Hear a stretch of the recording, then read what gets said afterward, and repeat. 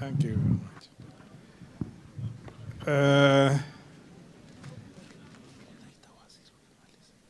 Yeah, okay, so. Waziri wa Interior ambaye pia ni rafiki yangu Kipchumba Murkomen, wabunge ambao tuko nao hapa, mbunge wa Kitui South Rachel Nyamai Daktari, mbunge wa Kitui East Nimrod Mbai, waheshimiwa wabunge wa bunge letu la Kitui wakiongozwa na Speaker Kevin Kinengo, viongozi wale wengine, the national secretaries who are serving in the Ministry of Interior, viongozi wale wengine wa huku mashinani wakiwemo chiefs, sub-chiefs, wakiwemo assistant county commissioners, deputy county commissioners. I know I should have begun the other way around. And also OCPDs and OCSs na maafisa wengine, my ministers ambao wako hapa, mabibi na mabwana, najua mumechoka, kwa hivyo mimi sitasema mengi kwa sababu mengi yameshasemwa. Kwanza nataka kuchukua nafasi hii nimshukuru waziri kwa kuanzisha hii mfumo ya kimaendeleo. Ameipatia hii jina jukwaa la usalama. Lakini tukiangalia mambo ambayo yamezungumzwa hapa yako mbele ya usalama. Na tulifanya kazi na yeye vile alisema, tukiunda zile sheria ambazo zinatumika kuongoza mambo ya ugatuzi katika nchi yetu. Nalimjua kama mtu very innovative and somebody who does not fear in taking initiatives where initiative ought to be taken. When we came to putting together what we call the Intergovernmental Relations Act, kana sheria ambayo inaonyesha ni vipi serikali ya national na serikali za county wanatakiwa kufanya kazi. Na nimetumia hiyo neno kwa makusudi, deliberately. Wanatakiwa kufanya kazi. Alichangia sana. And I'm happy you have become a practitioner of the same. Ndio wakati uliamua kuja huku, uliniandikia mimi barua na ukaandikia governor wa Makueni, kwa sababu hiyo barua ambayo uliniandikia hata governor wa Makueni jina lake likuwa hapo, na governor wa kule Machakos. Na ukaalika, hata hiyo barua inasema huo mwaliko umekuwa extended to members of parliament and members of the county assembly. Na kwa hivyo nataka kuwashukuru wale MPs ambao walikuja kwa sababu ulitualika, na wale MCAs walikuja, na wale ministers nilipowauliza tafadhalini, kwa sababu waziri anakuja na wajua ministry ya Interior it covers many things. Hayusiki na usalama peke yake.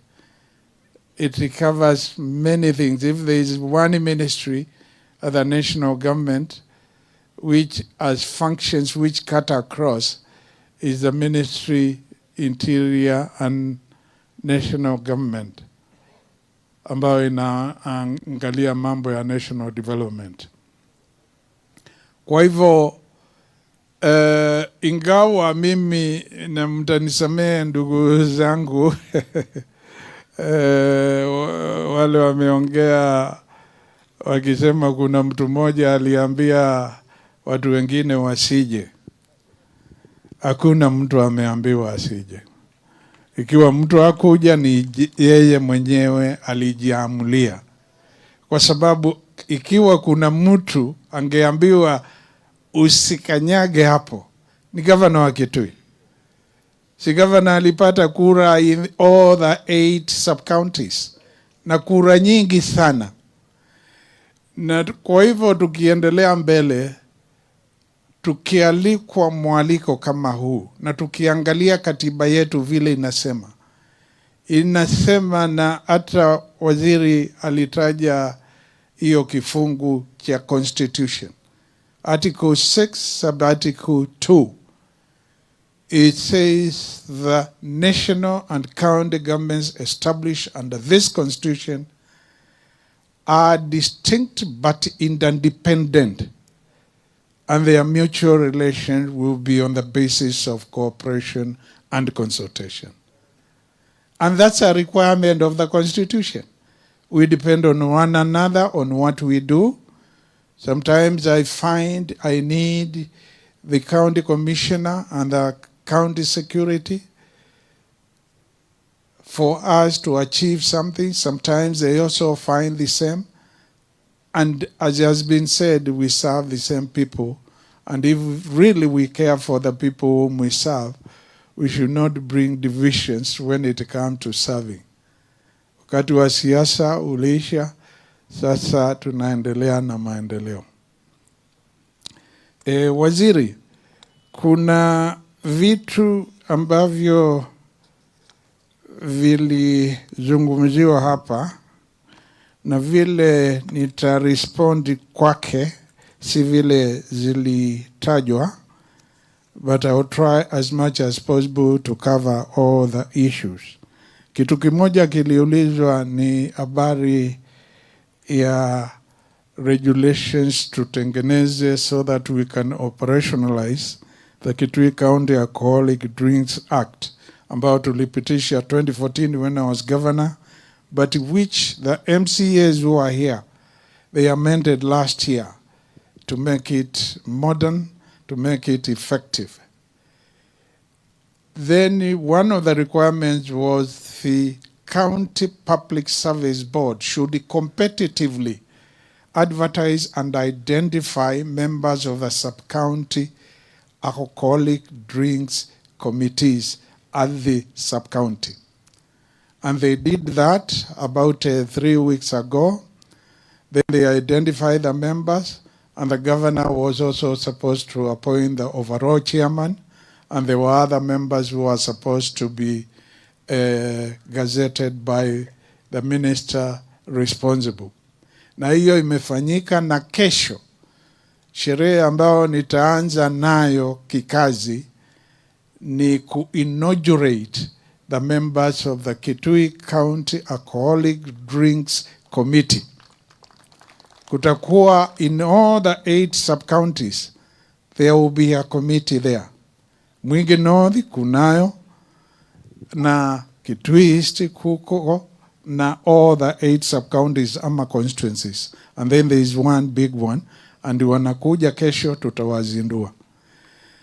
Therefore, my friend from Nakada, tutakuwa tukifanya kazi na wewe, ama hiyo kamati itakuwa inafanya kazi na wewe.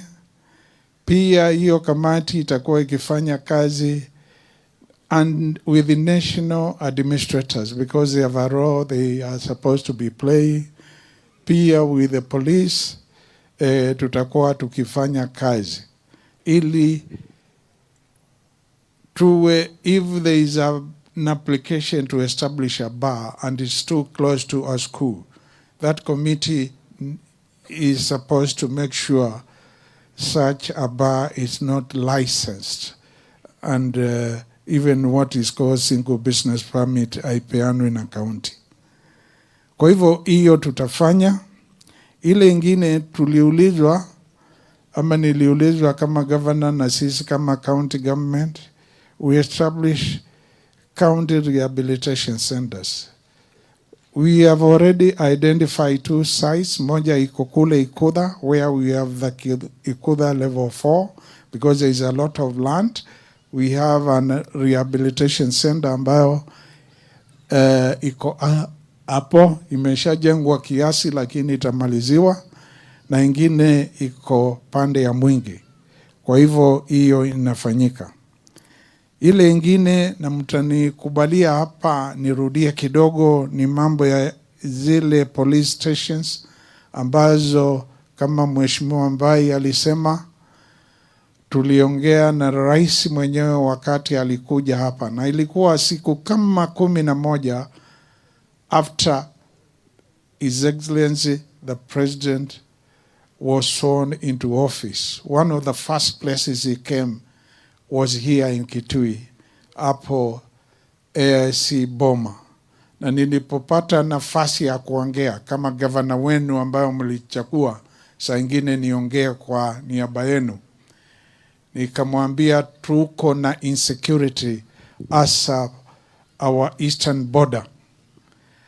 Na kwa hivyo tumeongea kidogo na MCS, na sisi tuko tayari kujenga the police station, kutenga pesa ya kujenga the police station in each of the 8 wards.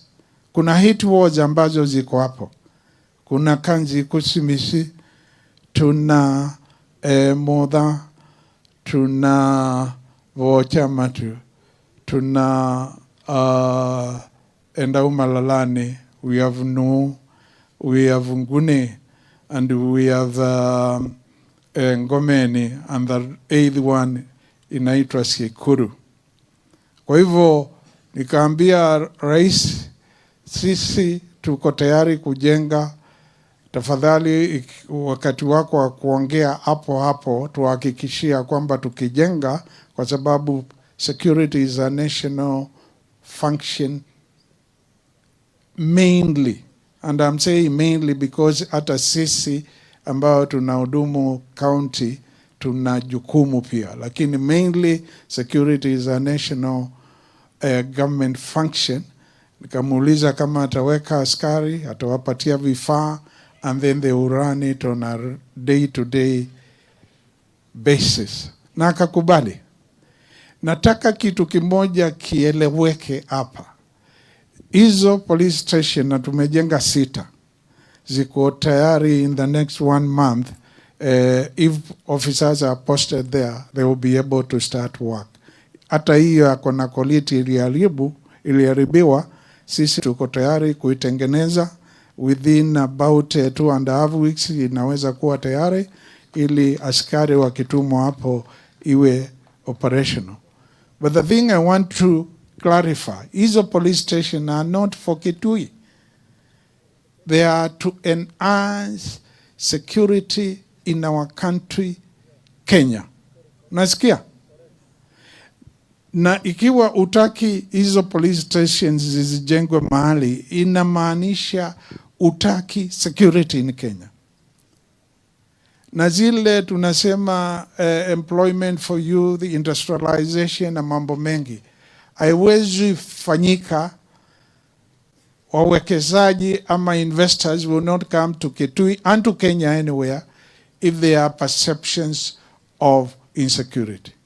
Na umesikia, si watu wa Tana River vile watu wengine wanafikiria, ama watu wa Kitui, ni watu wengine wanatoka across the border. So we have a duty to secure our county. Na tulisema tutafanya kazi na national government, na I'm happy to note that the deputy president now, ambaye alikuwa cabinet secretary in charge of interior before Mheshimiwa Murkomen hawa appointed hapo, alipost some officers at Mandongoi, lakini inatakiwa kutengenezwa vizuri ili iwe operational vizuri. So thank you very much for doing that. Na tafadhali hiyo ombi ambao imeulizwa na watu wengi, let's operationalize the ones which are ready so that they are not vandalized, because if they don't have people there, they can be vandalized. Hii police station moja inaitwa Katumba is about 34 kilometers from Ukasi. I know there is I think, was it a deputy county commissioner who was saying he were moved from somewhere, ije Ukasi. Haitakiwi kufanywa namna hiyo, because it's 34 kilometers from Ukasi on Garissa Road. It is 2 kilometers inside Kitui. And it is a national government facility. Once it is finished, itakuwa occupied by National Police Service to serve Kenyans, whether they are in Tana River, they are in Garissa, they are in Wajir, they are in Kitui, and nobody should be actually opposed to it. Na tuli identify a contractor. It was the first one we wanted to kujenga. Na contractor akaenda hapo, na wakati walianza kazi, some people on the other side, they organized crooks to come and chase them with the stones. Tafadhali, hiyo nishati tuangalie ijengeke. Kwa sababu hiyo ikijengeka, I can tell you almost 35 to 40% of the insecurity around that corridor itaanza kuisha. Lakini hiyo ikiwa haijengeki, kwa sababu wanaingilia hapo, na wakiingilia hapo, they get lost in the no man's land, na wanaingia Tana River, hata Kitui sio sana, Tana River, na wanaingia huko Lamu and so forth and so on. And wengine wanaanza kutembea wakienda Nairobi and causing insecurity in our capital city.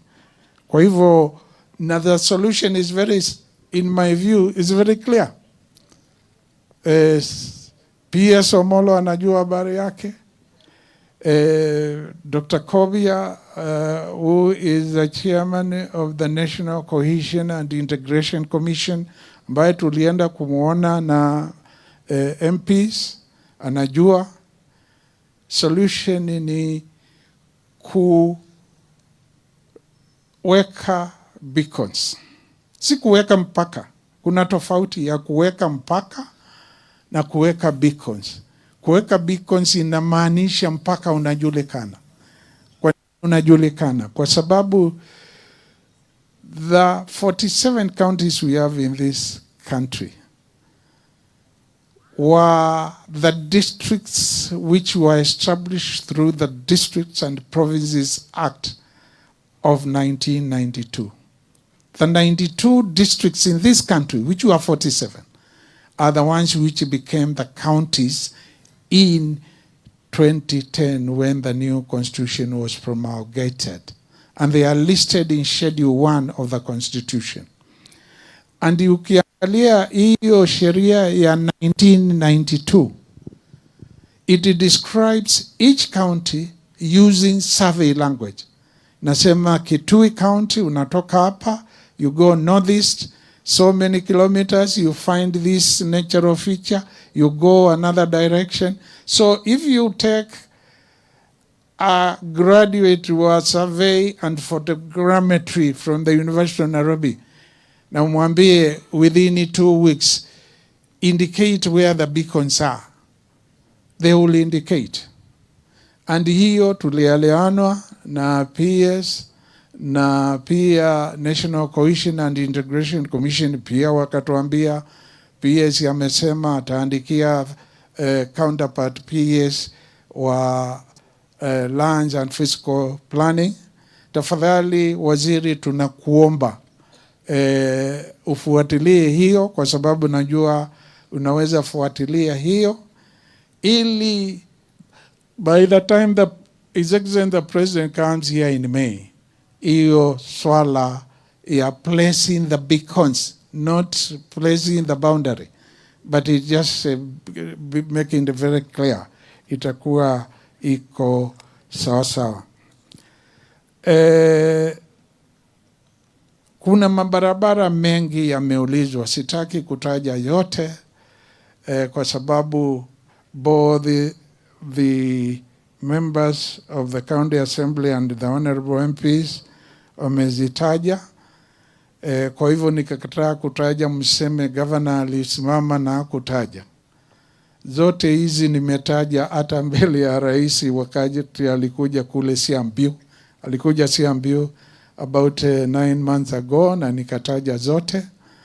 Lakini without any order, kuna hii barabara ambayo inatoka kwa siku kwenda Mbondoni. Iliachwa hapo na contractor alikuweko. Na ni distance ya about 16 kilometers. Wajua vitu haviwezi fanywa vyote wakati moja. Kwa hivyo hiyo ikiangaliwa kwanza. Zile zingine, I'm the governor here. I know all of them, including the one which is going to Kitwis, the one ambayo inatoka pande ya Makueni, inapitia Kabisuni, ndio inaingia uko pande ya Zombe, Mwitika and so forth. Lakini hiyo moja is a nice because contractor alikuwa anatakiwa malize, lakini alipofika hapo mahali inaitwa kwa siku akasema pesa imeisha, na ilikuwa we were just about election time, na kwa hivyo mambo ikasimama hapo. Mambo ya establishment of additional sub-counties imetajwa, sitaki kurudia kwa sababu najua you are taking note na umeeleza ile procedure ambao mtafollow huko ofisi ili tusiache mahali. Lakini allow me to emphasize because imesemwa, kwa sababu the no sub-county and the Gishu sub-county were identified a while ago. Actually, Thagishu was identified almost 1.5 years ago, but the DCC has not been posted there, and no has not been posted. Tuanze na hizo kwanza, because as I said, vitu vingi haviwezi fanywa at the same time. They are expensive even to government. That is not to say they should not be done, but it's a matter of priority. Ikiwa hiyo inaweza angaliwa wawe posted, we'll be very happy. But we will not forget to thank you for having posted a DCC to Mutitu North. Mutitu North ilikaa kidogo bila a DCC, but one was posted and now it's working very well. And now that I've mentioned Mutitu, nitauliza kitu ambacho tutakutuma kwa the new CES ambayo anahusika na mambo ya health. Na pia kwa rais pia, kwa sababu tulihitaja tulipokuwa kule Siambiu Tharaka wakati rais alikuja. Kuna hospitali which we named after Nzamba Kitonga, senior counsel. Unamjua kwa sababu wewe ni wakili, na ambaye alikuwa mwenyekiti wa committee of experts who midwifed constitution ambao tunatumia wakati huu. County government, that is a county executive pamoja na county assembly members, tulitenga pesa, tumefanya kiasi, na hata nasikia there are some MCAs who are there yesterday. Thank you for visiting the place so that you can see what is happening with the money you have voted. Lakini kazi ambayo inatakikana hapo ni nyingi. The county government may not be able to do the work which is required. And there we need both an hospital, which should be level 4 at the minimum, and a Kenya Medical Training Center. Tafadhali waziri, andika hiyo na utuulizie waziri mpya Honorable Duale. In fact, today, governors had been invited by Honorable Duale who discuss mambo ya health, including SHA and so forth, huko Naivasha. But I had to send my deputy governor. That's the reason why he's not here. Na sikupenda nikose kuwa hapa, na wewe ni rafiki yangu, na pia vile nilisema Ministry ya Interior ndio mambo yote. Kile kingine nikiangalia kile kingine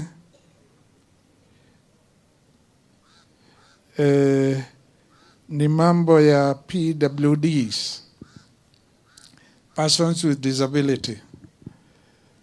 Here we really take care of them.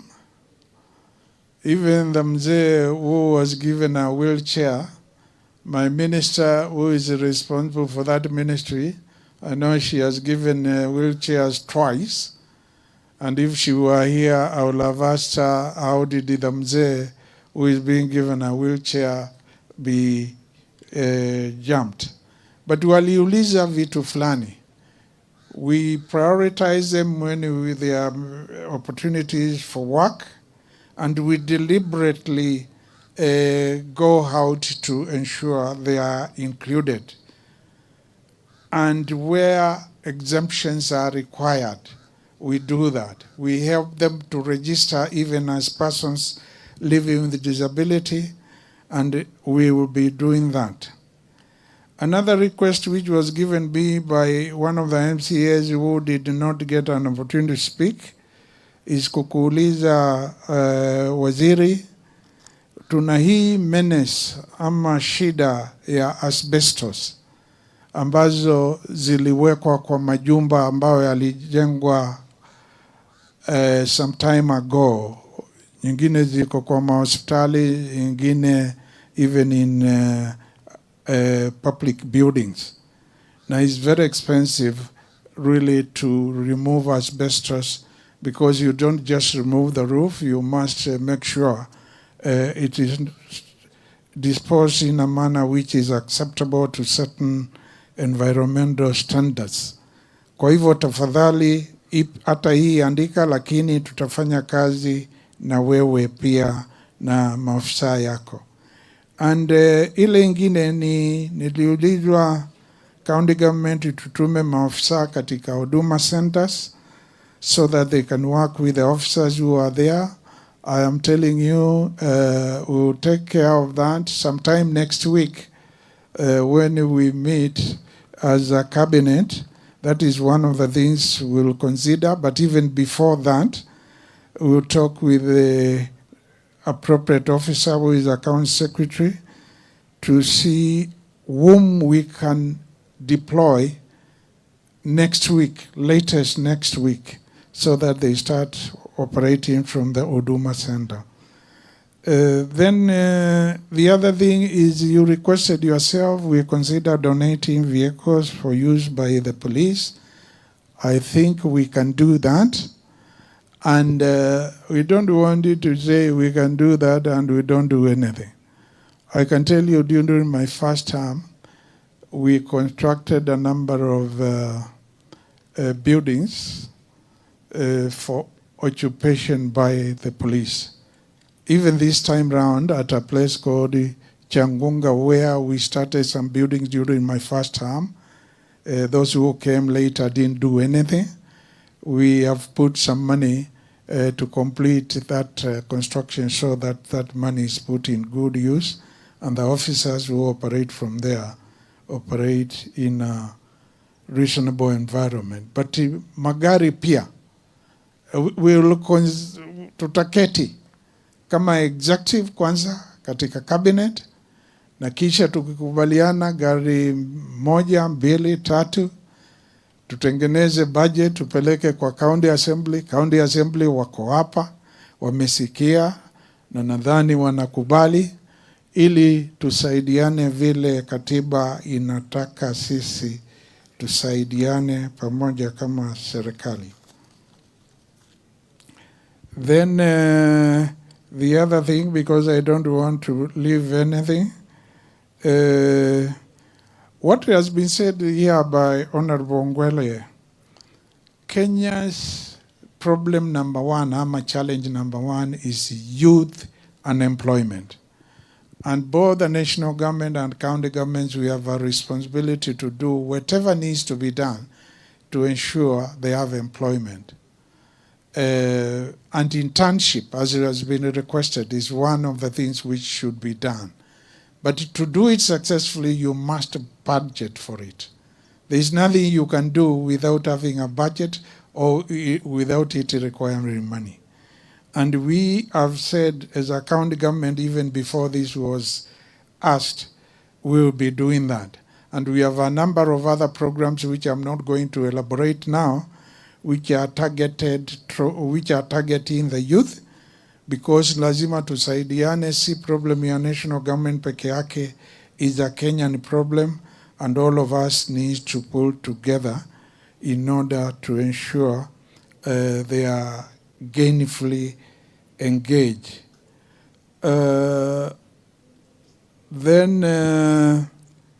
Nikimalizia, let me take this opportunity to thank the national government through you, Waziri, na hii unaweza fikisha rais mwenyewe, kwa sababu ya kuamua Mashujaa Day ya mwaka huu ifanyiwe hapa. And let me be open. I requested His Excellency the President myself about 1 year and a quarter. We met at Administration Police, Kanyonyo. Some of the senior members of the national government may have been there. And the President had come to open a level 4 store, which is at AP Kanyonyo. And then there is also a stadium which is being constructed there. And after we inspected the hospital, we went where the stadium was being constructed.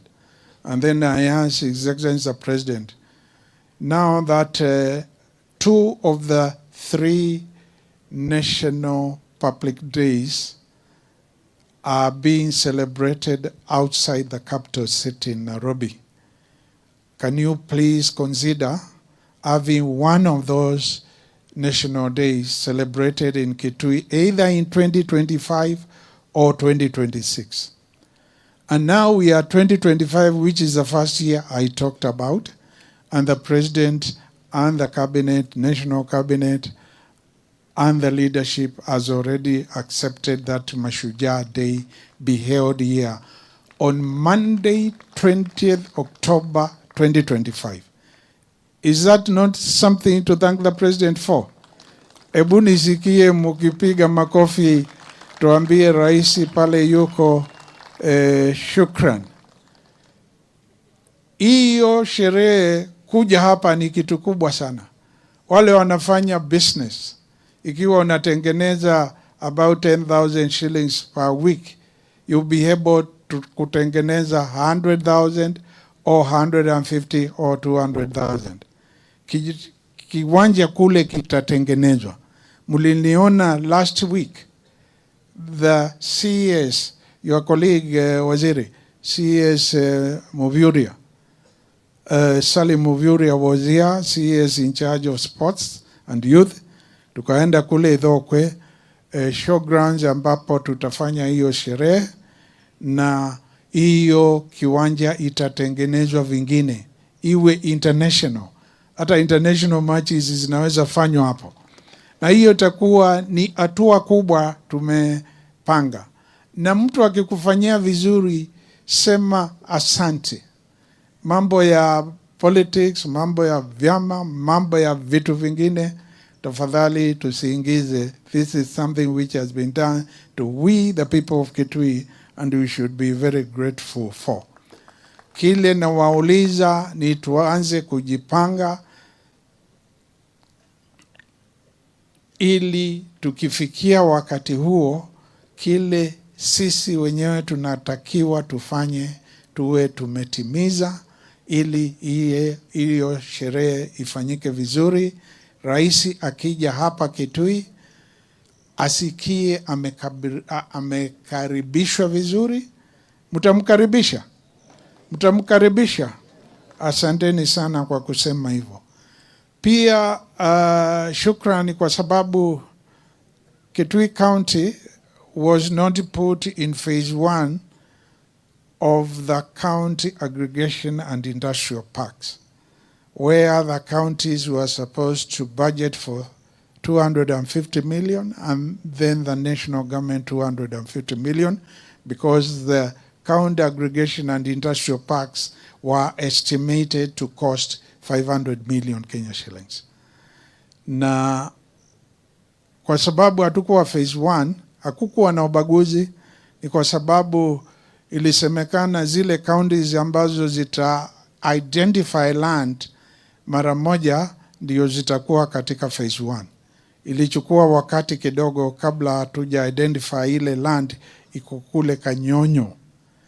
Kwa hivyo ilikuwa budget imeshapita, lakini tumeshahakikishiwa ya kwamba tutawekwa katika next budget, na ninaamini hiyo itafanyika.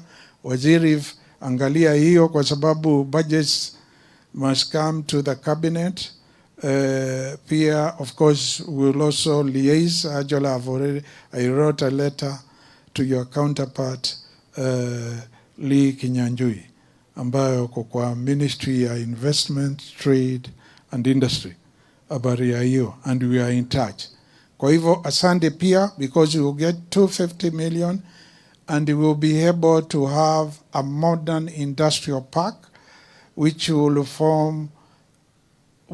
be the basis for industrialization in Kitui, and which will help our 6 economic and investment zones also to grow. Then the fencing of both the South Kitui Game Reserve and Mwingi North Game Reserve, there is a memorandum of understanding which we signed together with KWS, Kenya Wildlife Service. CS Mutua came with all the aids operators here, and we signed that particular memorandum. But we will still welcome more assistance, and we will collaborate with yourselves to see how we can enhance the number of rangers there, how we can fence those particular game reserves, how we can work with you, because there you can play a very key role yourselves. Make sure all people are removed from the game reserve. Game reserves are not supposed to be having houses, to be having all these other facilities. So tutasaidiana na tufanye kazi pamoja, together with the KWS and yourselves. We ensure the fence is done, more rangers are employed, and also we flush out any people who may have gotten there to erect various facilities. Then ya mwisho, we have some land which was set aside by the then Kitui County Council at Kanyonyo. We have what we call B2 Yata, about 23,000 acres, and 23,000 acres is a lot of land.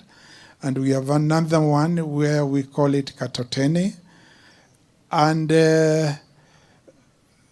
that land now vests with the county government of Kitui, courtesy of Section 33 of the 6th schedule of the Constitution of Kenya 2010, which says the assets and liabilities of the former local authorities will vest with the new county governments. So that land vests with us. And the B2 Yata, they have requested that we establish a police station there, because there are people who are trying to encroach using all sorts of reasoning. And I think, County Commissioner, you are aware of this. And we as a county government, and allow me, members of the county assembly, some of you we have discussed this, others we haven't. We as a county government, just as we have done in the case of the 8 police stations, will collaborate with the national government. We first of all sign a memorandum of understanding, and then we construct a police station. Not a police post, a police station, using the specifications by the National Police Service, even the 8 ones. I insisted personally that we must go with a specification approved by the National Police Service, because this is a national facility. Kwa hivyo hapo Kanyonyo tutajenga, tafadhali waziri support that, na tukijenga muweke officers there so that iyo land iwe reserved. We are going to have feedlots there and many other activities which will take place there, which will be to the benefit of not only the people of Kitui but for Kenyans. Na nitakoma hapo. Nimumbite Gilianonga Milebu. Asanteni sana, particularly the administrators and the police officers, because you serve well. You know my policy. My administrators, who are the village, the ward and sub-county administrators, and some of them are here, I instructed them even when I was governor 2013 to 2017, that we must work with the national government administrators. If we have a function like this one, organized by, assume it's organized by county government, if we are taking soda, we should take all of us. Unaelewa hiyo? Hiyo itaendelea na hata tutakaza, kwa sababu mesikia vile waziri mwenyewe amesema, so that we continue being cohesive, being united, and we work more effectively for the people of Kitui. Ukienda nyumbani, safirini vyema. Mungu awabariki. Asanteni sana. Thank you.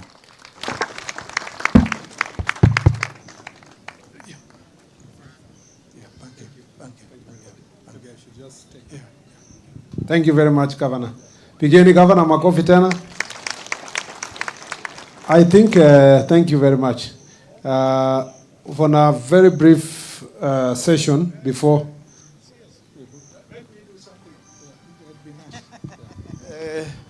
Particularly kakindone kulitre ni RC Regional Commissioner nike akini nolwa nini thoche mutumio na mweni utwete matunda tononda thoka zio no munga metafadhali nika natuthoche mweni witu nendamo kune makovi katatu 1 2